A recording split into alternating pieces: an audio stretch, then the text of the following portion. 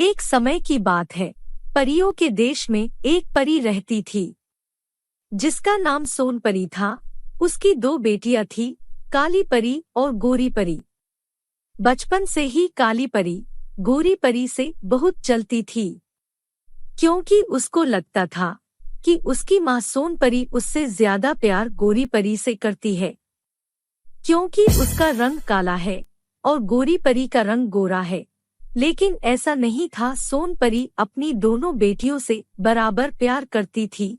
बस फर्क इतना था कि गोरी परी अपना ज्यादा से ज्यादा समय अपनी माँ सोन परी के साथ बिताती थी और घर को अपनी माँ के साथ साफ रखती थी, जबकि काली परी सारा दिन बाहर अपनी सहेलियों के साथ खेलती और घर को गंदा करती थी। लेकिन फिर भी सोन परी कभी काली परी को डांटती नहीं थी। वो सोचती थी कि समय के साथ जब काली परी बड़ी होती जाएगी तो सुधर जाएगी। लेकिन ऐसा नहीं हुआ। कुछ समय बाद जब काली परी और गोरी परी बड़ी हो गई तो काली परी अपनी बहन गोरी परी से और भी ज्यादा जलने लगी, क्योंकि बड़े होने के बाद गोरी परी और भी ज्यादा खूबसूरत हो गई। लोग उसकी खूबसूरती की बहुत तारीफ करने लगे। ये देखकर काली परी अपनी बहन से बचपन से भी ज्यादा जलने लगी थी। एक दिन काली परी ने योजना बनाई कि वो अपनी बहन गोरी परी को हमेशा हमेशा के लिए रास्ते से हटा देगी। लेकिन कैसे? तब उसको याद आया, अरे हाँ, एक बार माँ ने बचपन में बताया था कि हम परियों को बर्फ से दूर रहना चाहिए, क्योंकि बर्फ हमारी सारी शक्तियाँ छीन लेती है और अगर हम बर्फ में फंस गए तो कभी नहीं निकल सकते। ये बात याद आते ही काली परी गोरी परी से जाकर कहती है, चलो गोरी परी, ऊंची वाली पहाड़ी पर खेलने चलते हैं। वहाँ पर बहुत सारे सुंदर सुंदर फूल खिले हैं। गोरी परी को फूल बहुत पसंद थे, तो वो झट से तैयार हो गई। हाँ चलो। गोरी परी को बिल्कुल भी अंदाजा नहीं था कि उसकी बहन काली परी उसके साथ क्या करने जा रही है। दोनों उड़ते उड़ते ऊंची पहाड़ी पर पहुंच जाती हैं, जहां पर काली परी ने पहले से अपनी बहन के लिए जाल बिछा रखा था।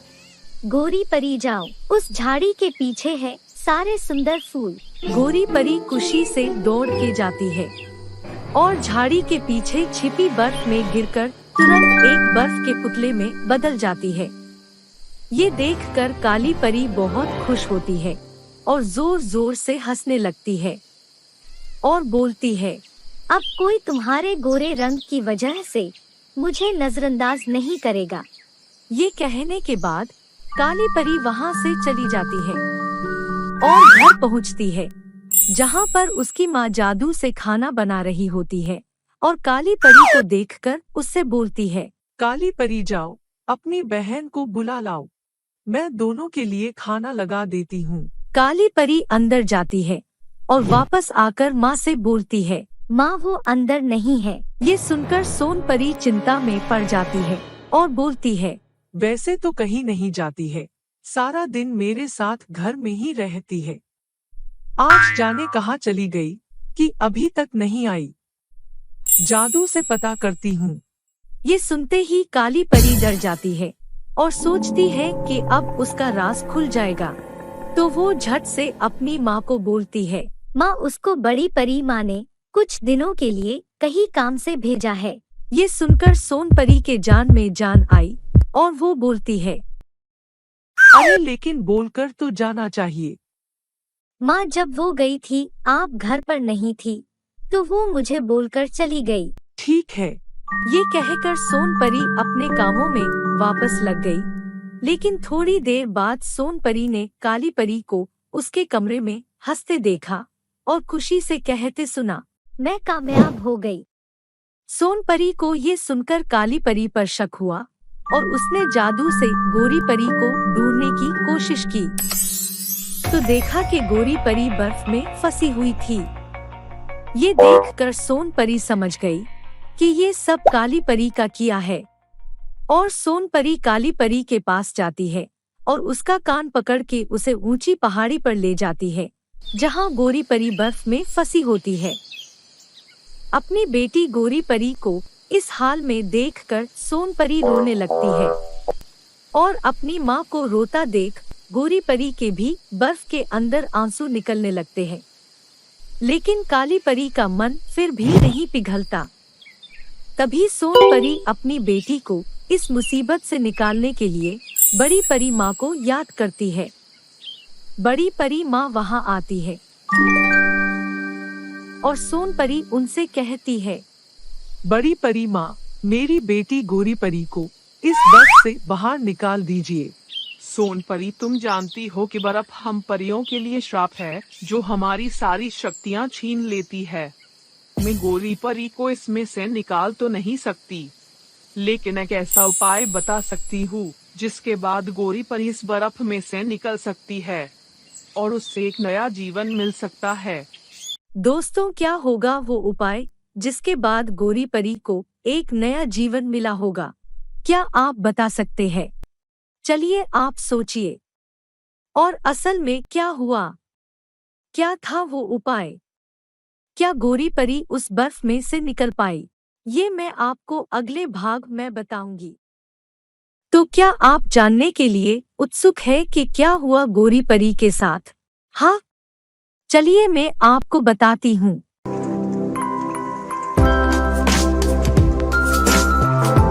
तो हुआ यूं कि जैसे ही बड़ी परी माँ ने उपाय की बात की तो सोन परी की आंसुओं से भरी आंखों को एक उम्मीद दिखी कि उसकी बेटी अब इस बर्फ से आजाद हो जाएगी। और वो बड़ी परी माँ से बोली, क्या उपाय है? मुझे जल्दी बताइए, मैं अपनी बेटी को बचाने के लिए कुछ भी करूँगी। तो सुनो, गोरी परी इस बर्फ से तभी बाहर निकल सकती है जब इस बर्फ को कोई बुरा इंसान छुएगा। ये सुनकर सोन परी उत्तेजित होकर झट से बोलती है, ठीक है, मैं अभी धरती से किसी बुरे इंसान को पकड़ के लाती हूँ। रुको रुको सोन परी, मेरी पूरी बात तो सुन लो। उपाय सिर्फ इतना सा नहीं है। फिर उपाय क्या है? जल्दी बताइए बड़ी परी माँ। हाँ सोन परी, तुम धैर्य से मेरी पूरी बात सुनो।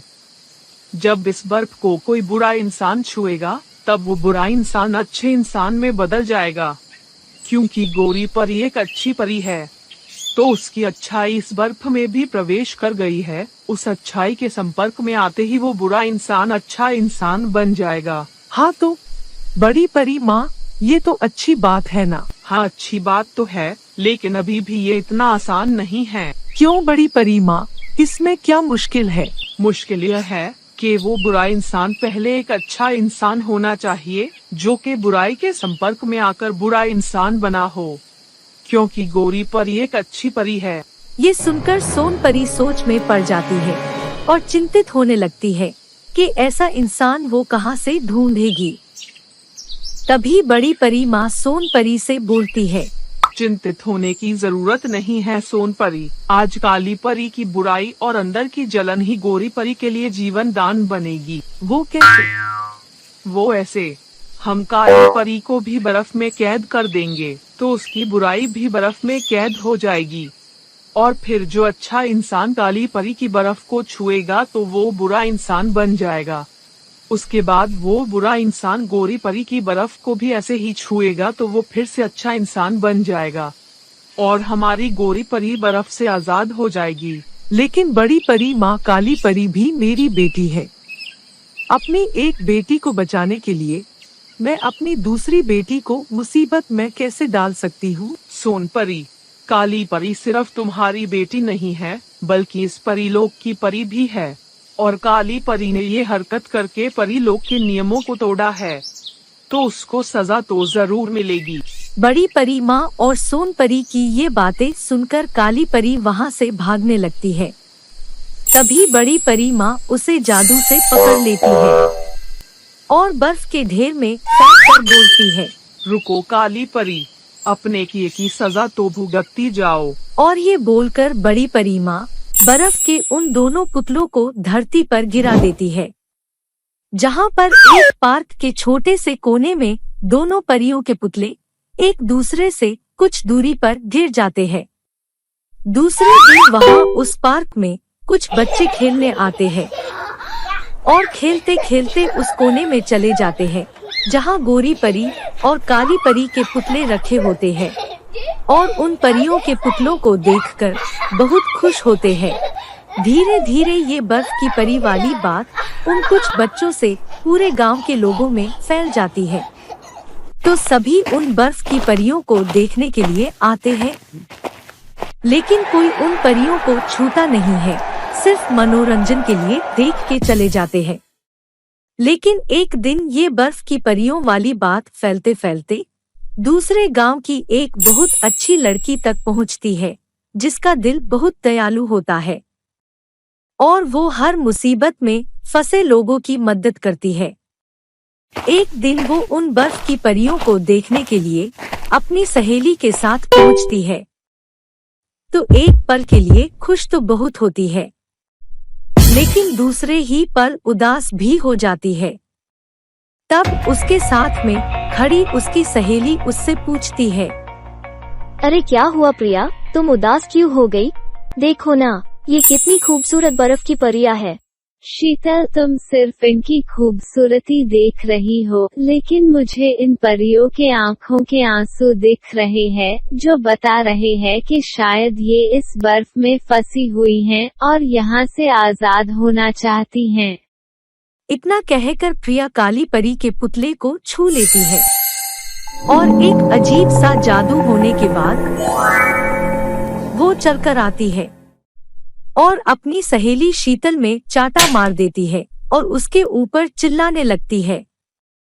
प्रिया का ये बर्ताव देखकर शीतल बहुत हैरान हो जाती है और अपने मन में सोचती है, प्रिया तो कभी किसी से गलती से बुरा भी नहीं बोलती, तो आज उसने बिना वजह मुझे चांटा कैसे मार दिया। और ये बोलकर शीतल प्रिया की तरफ उसको शांत कराने के लिए हाथ बढ़ाती है, तो प्रिया के अंदर का बुरा इंसान और भड़कने लगता है और वो शीतल को मारने के लिए दौड़ती है। ये देख शीतल वहाँ से भागने लगती है और दौड़ते दौड़ते शीतल गोरी परी के पुतले के पास से गुजरती है। इस बीच प्रिया का हाथ गोरी परी के पुतले को छू लेता है और गोरी परी उस बर्फ के पुतले से आजाद हो जाती है और प्रिया भी जादू होते ही वापस से अच्छी इंसान बन जाती है और बिना गोरी परी पर ध्यान दिए वह शीतल को रोता भागते देख उसके पीछे पीछे उसको चुप कराने जाती है। शीतल और प्रिया के वहां से जाते ही बड़ी परी माँ और सोन परी वहां आती है और गोरी परी को आजाद देख सोन परी उसको अपने गले से लगा लेती है। लेकिन जैसे ही उसकी नजर काली परी के पुतले पर पड़ती है तो वो जोर जोर से रोने लगती है और बोलती है, मेरी एक बेटी तो मुझे मिल गई, लेकिन मेरी दूसरी बेटी मुझसे दूर हो गई। मैं अपनी दोनों बेटियों से बराबर प्यार करती हूँ। बाकी सब उनके रंगों को लेकर उनमें भेदभाव करते होंगे, लेकिन मैं कभी नहीं कर सकती क्योंकि मेरे लिए दोनों ही बराबर खूबसूरत है। मुझे मेरी दोनों बेटियां चाहिए। बड़ी परी माँ, कुछ कीजिए। अपनी माँ सोन परी का रोना देख और ये सब बातें सुनकर काली परी के आँख में आंसू आ गए और उन आंसुओं को देख बड़ी परी माँ ने अपनी छड़ी उठा के एक जादू किया और काली परी को उस बर्फ के पुतले से आजाद कर दिया। ये देख सोन परी हैरान हो गई और बड़ी परी माँ से बोली, बड़ी परी माँ, जब आप जादू से गोरी परी को बर्फ से निकाल सकती थी तो आपने ये तब क्यों नहीं किया? वो इसलिए सोन परी क्योंकि काली परी को फिर कभी उसकी गलती का एहसास नहीं होता। तुम देखो काली परी के आंखों में जो आंसू है वो इस बात को दर्शा रहे हैं कि काली परी को अपने किए पर पछतावा है। तभी काली परी अपनी माँ को गले से लगाकर रोते हुए बोलती है, हाँ माँ, मुझे अपनी गलती का एहसास हो गया। मुझे लगता था आप मुझसे ज्यादा गोरी परी को प्यार करती हो, लेकिन मैं गलत थी। आप मुझसे भी उतना ही प्यार करती है जितना कि गोरी परी से, क्योंकि अगर ऐसा नहीं होता तो आप मुझे यही इसी हाल में छोड़कर गोरी परी के साथ परीलोक लौट जाती और मुझे अपने किए की सजा भुगतने देती। गोरी परी मेरी बहन मैं तुमसे भी माफी चाहती हूँ। बचपन से अपनी जलन के चलते मैंने तुमको बहुत दुख पहुँचाया है, पर मैं अब आगे से कभी ऐसा नहीं करूँगी। और ये कहकर काली परी गोरी परी को भी गले से लगा लेती है और फिर तीनों माँ बेटी खुशी खुशी एक दूसरे के साथ प्यार से रहने लगती है। तो इस कहानी से आपने क्या सीखा? हमको कभी किसी से जलन की भावना नहीं रखनी चाहिए, क्योंकि वो एक दिन हमारे लिए ही बुरी साबित होती है, जैसे कि काली परी के लिए हुई। उम्मीद करती हूँ आपको हमारी इस कहानी से अच्छी शिक्षा मिली होगी। अब मिलूंगी आपसे अगली कहानी के साथ। धन्यवाद।